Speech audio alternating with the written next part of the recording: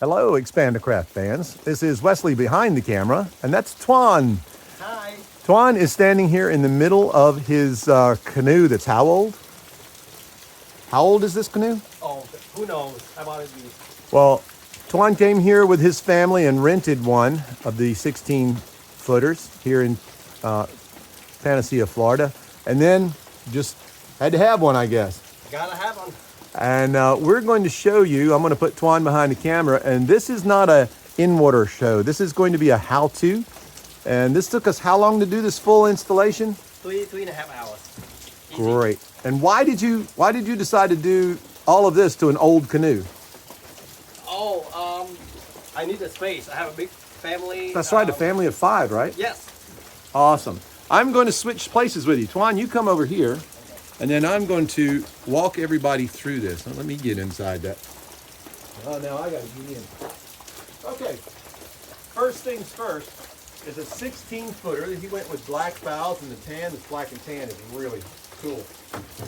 This setup has a clamp-on style Expandacraft clamp because it has a gunnel that you can see is very tough. But when we had to do a couple of little modifications. And if you'll look here, this clamp, so I'm getting it off, has a lip. And we had to go here and here with these 2 nuts that go down that catches here. So I go under, it catches, yep, there we go. It catches, now it keeps pulling this way. If you'll also look, well, this one we got to throw a couple more. We're going to add more support to keep from pulling this gunnel off. There's a lot of force there. And so we're going to add a couple more rivets than is normal. There's 1, 2, 3, there will be 4, 5 in here to keep this from pulling out. It's to involve more of this fiberglass canoe into the stress. And then, of course, you clamp it back down. Now, if you look, we've got these dots. There's 5 dots on this here and 5 dots on the cross tube. That's to identify where this clamp goes once we're all said and done. And I'm going to go over to this side. Just stay right there and kind of hover above me here. Now, this is an aluminum deck. It's 11.5 inches wide. It's 1.75 inches tall. Easy, slow. There you go, slow. Now, he's going to have 3 decks on either side because he's got a big family and because he's probably going to make something in the middle that's removable so he can put a tent and have an 8-foot by 8-foot square. You could even just use more aluminum, but if you use it just halfway, like the back side, then you can have your tent here and the front part will still be open. This, by the way, is loose. We can reattach that if we wanted. So this comes out. Yep. Because this becomes what you need for rigidity in the boat. It takes place of that. So remember, too, that you're no longer relegated to sitting in the canoe like a canoe. And I'm going to suggest to Twan that you could also put a floorboard made of foam. It's called structurally insulated panel, and basically you cut it to fit the bottom of the canoe where there'll be a little bit of an air gap below, but you can use 6 inches of foam. So even if you took on the water, if you swamp the boat, you'll have a 6-inch thick foam floorboard throughout the whole canoe, and the outriggers for the Expandacraft outriggers, you're never going to have a problem sinking. It will not sink even if you fill the canoe full of water. It's not going to be fun, but you can bail it out. Okay, so we put this little spacer here in the center because, like most canoes, the canoe does this. Be careful about going real slow on the movement of the camera. Okay. But it's okay. And so it has to be raised up a little bit from here. Another thing I'm going to show you, we're not quite finished because the battery is charging on the drill gun, is right here, this hole. There's a corresponding hole inside that's a little bigger than a 1/4 inch. And what we do is, after we get that out, this screw fits in here and stays put, so that when you put it all together, this bolt drops through the hole that's in this cross tube, one on this side, one on the other, and it cages this way and that, so that when you put it together, you don't have to measure and get it perfectly centered every time.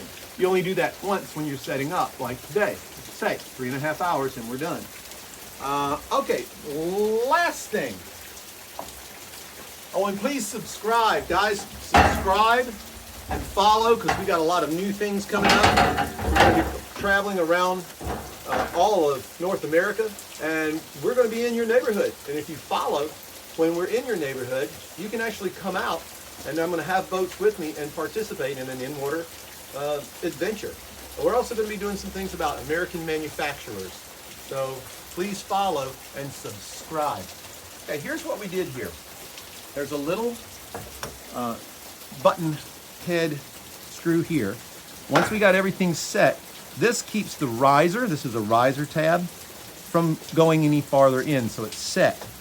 These screws here, you want to make sure that when you install these into your Expandacraft, you put a little anti-seize in there, and you have to be very precise on how they go in. If you put them in crooked, they're going to strip. Stainless steel on stainless steel is easily stripped if you put it in slightly crooked. Now, about that, when you go to put yours together for the first time, do not install your riser tabs tight. At least not at first. You want it finger loose, like really loose. Because after you get it on for the first time, and you get all of your cross tubes set square and where they need to go, you then put your risers on. Reason being is the square here, the hole in the riser tab, it's so precise of a fit to this 1.5 inch square aluminum with the radius edge that there is no room for slop. And if you tighten down these before you put the tube in, you may have one 1/8 of an inch or 1/16 of an inch too far this way or that. And you're going to have trouble putting it together. So put it together with these wiggly loose. Then, afterwards, tighten it just a little tight. Do not use a power drill and try to tighten it down. It's not a machine screw. You're not holding together a Chevy. It's just for plastic on plastic to hold it tight. Remember that. Also, like where we had these that come through, that stop there, we have what's called a nylock bolt. Now a nylock bolt, or actually it's a nylock nut, has nylon inside the nut. If you put the nylon bolt on there and spin it with a power tool, the nylon will heat up in an instant, seize to the bolt, and you're not getting it off. It won't go anywhere. Then you got to cut it off, grind it off, and start new. So never use a power tool to put a nylock bolt in. Let's see, what else anything I didn't cover? Oh yeah, like I say, you don't need the canoe seat anymore. I did leave the front one. I'll show you why.